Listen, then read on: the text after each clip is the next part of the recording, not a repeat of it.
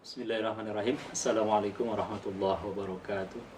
Alhamdulillah, wassalatu wassalamu ala rasulillah. Allahumma salli ala sayyidina Muhammad wa ala ali sayyidina Muhammad, amma ba'd. Saudaraku sekalian, ada satu pertanyaan yang sampai ke saya, bagaimana membagi waktu antara dakwah dan pendidikan orang tua serta tentu mencari nafkah. Harus kita pahami bahwa Allah membebankan kepada kita banyak sekali kewajiban-kewajiban. Dakwah adalah salah satu kewajiban, mencari nafkah juga adalah kewajiban, mendidik istri dan anak-anak juga kewajiban, bersilaturahim dengan orang tua juga kewajiban. Nah, tentu ini semua perlu manajemen waktu yang tepat. Ya, jangan sampai kemudian dengan alasan kita sibuk berdakwah sehingga misalnya pendidikan istri dan anak terbengkalai, silaturahim ke orang tua bahkan tidak sempat, misalnya dengan alasan sibuk dakwah. Atau mungkin karena sibuk mencari nafkah sehingga dakwah tidak sempat. Ya. Kalau berbicara kesibukan, tentu tidak ada yang lebih sibuk dibanding Rasulullah SAW. Beliau kepala negara, sekaligus kepala rumah tangga. Ya, beliau juga pasti tentu berdakwah. Begitupun para sahabat. Tapi kita lihat beliau SAW juga memberikan kepada kita teladan bagaimana mengatur waktu, kapan saatnya melakukan dakwah, kapan saatnya bekerja mencari nafkah, kapan saatnya dia mendidik orang tua, mendidik istri dan anak-anak dan berbakti ke orang tua. Serta bahkan amal-amal soleh yang lainnya termasuk bertetangga. Jadi pemahamannya harus kita utuhkan bahwa dakwah itu bukan satu-satunya kewajiban. Ya, banyak kewajiban yang harus kita jalankan. Nah, karena itu ambil contoh misalnya ketika kita mencari nafkah. Mencari nafkah itu salah satu kewajiban, bahkan bukan kewajiban utama seorang suami.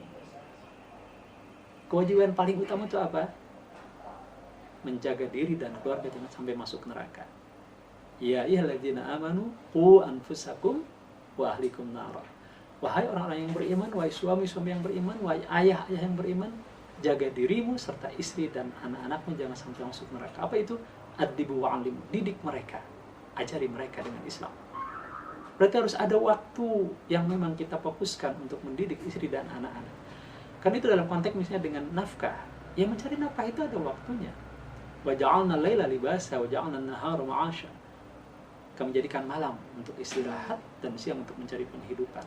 Jadi mencari penghidupan itu siang. Katakanlah dari pagi sampai sore itu mencari nafkah. Dan ketika mencari nafkah kan bisa sekaligus di situ dilakukan dakwah kepada teman-teman kantor kita misalnya.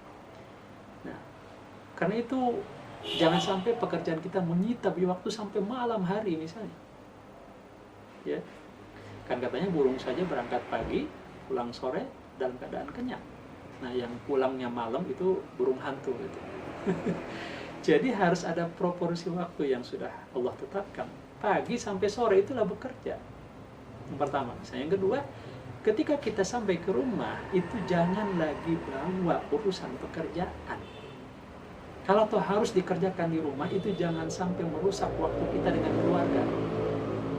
Paling tidak misalnya kita plotkan waktu dari maghrib sampai isya, subuh sampai pagi, ya, atau kalau Rasulullah juga memberikan contoh bagaimana setelah sholat isya beliau bercengkrama dulu dengan keluarganya, dengan istri-istrinya, dengan anak-anak, ya, cucunya, sebelum menjelang tidur. Ya, bahkan beliau kadang mengumpulkan istrinya dalam satu rumah makan bersama gitu, sebelum mereka kembali pulang ke rumah masing-masing. Jadi Rasul juga mengkhususkan waktu untuk keluarga. Beliau juga mengkhususkan waktu untuk ibadah. Tengah malam beliau bangun, ya. Itulah hiburan Rasul, berdoa-doa dengan Allah. Tentu beliau juga memimpin negara, panglima perang, ya, beliau bertetangga, bersilaturahim. Jadi itu semua tentu membutuhkan, ya, manajemen waktu. Dan itu harus disiplin. Misalnya dari maghrib sampai isya, katakanlah, kalau saya misalnya dari maghrib sampai isya ya waktu untuk keluarga, ngaji bersama gitu ya, belajar bersama, atau mungkin makan bersama gitu. Atau mungkin kita khususkan misalnya di hari Minggu misalnya, ya, dari jam 1 sampai ke asar misalnya itu untuk jalan-jalan, atau sebulan sekali dalam satu minggu misalnya untuk rekreasi dengan keluarga.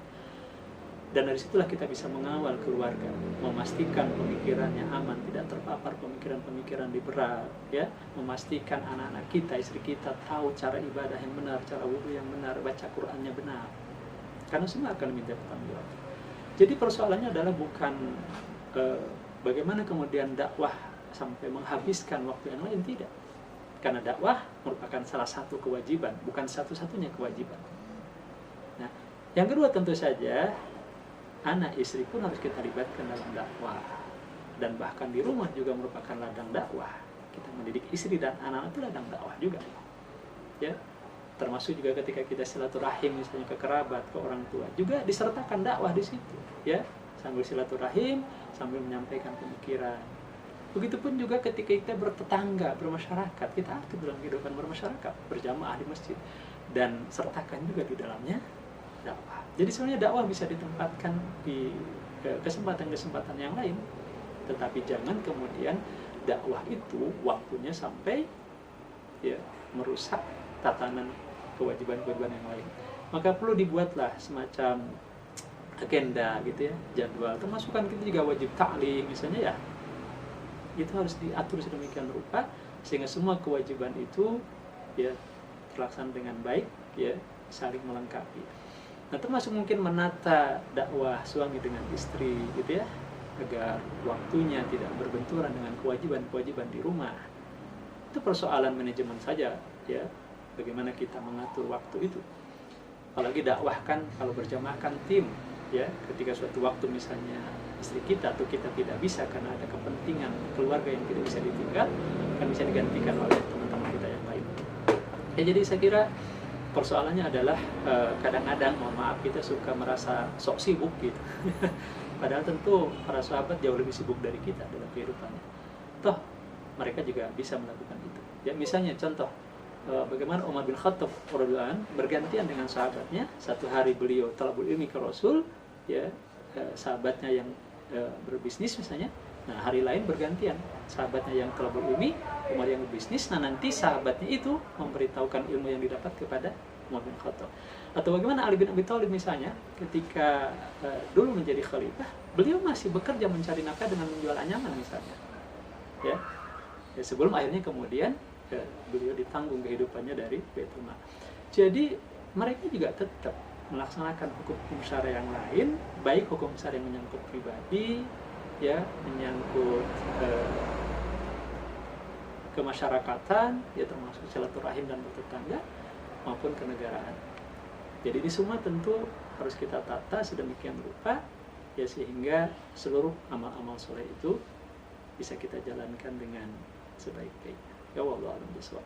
Demikian mungkin sekedar berbagi saja, ya, pengalaman, sehingga kita jangan egois juga, misalnya waktu untuk anak kita korbankan juga dengan alasan mau dakwah.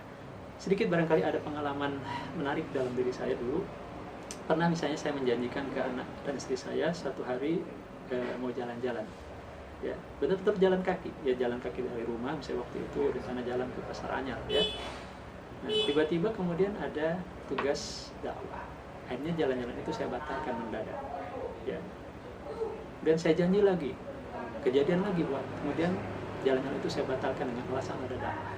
Nah, ketika saya janjikan lagi, ini istri dan anak saya itu nggak percaya. Aku mau paling bohong katanya, nanti nggak jadi lagi. Tutup, saya terasa sekali waktu itu merasa dituduh pembohong oleh istri dan anak saya. Saya merasa bersalah sekali. Maka sejak saat itu, ketika saya sudah janji dengan anak istri, terus saya bilang yang lebih dulu saya janjikan itu harus saya penuhi. Maka ketika sudah janji dengan anak dan istri, sekedar jalan-jalan sekalipun, tiba-tiba ada tugas dakwah, saya katakan mohon maaf, saya belum bisa, kalau jam sekian sampai jam sekian, kalau mau setelah itu, atau orang lain dulu yang disuruh. Nah, karena membangun keharmonisan dengan rumah tangga juga wajib. Bagaimana mungkin kita akan berhasil melahirkan generasi dakwah yang baik kalau di rumah tangganya tidak harmonis, ya, tidak dididik, tidak dibangun hubungan yang baik. Ya, karena anak-anak yang baik yang akan lahir menjadi pengusung dakwah yang handal adalah lahir dari keluarga-keluarga yang harmonis, keluarga-keluarga yang sakinah. Ini jangan dilupakan.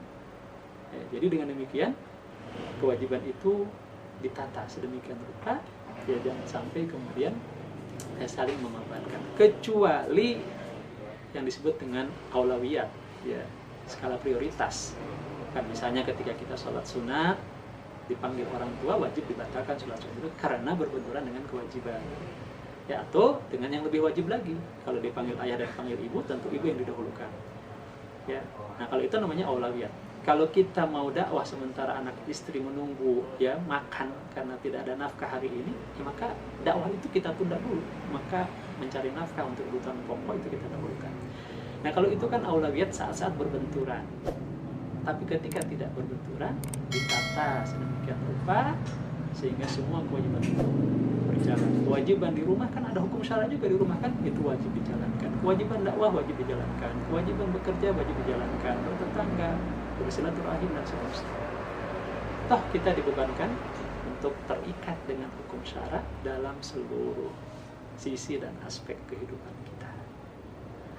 Allah alam bisawab, mudah-mudahan bermanfaat untuk diri saya sendiri dan teman-teman sekalian. Demikian, assalamualaikum.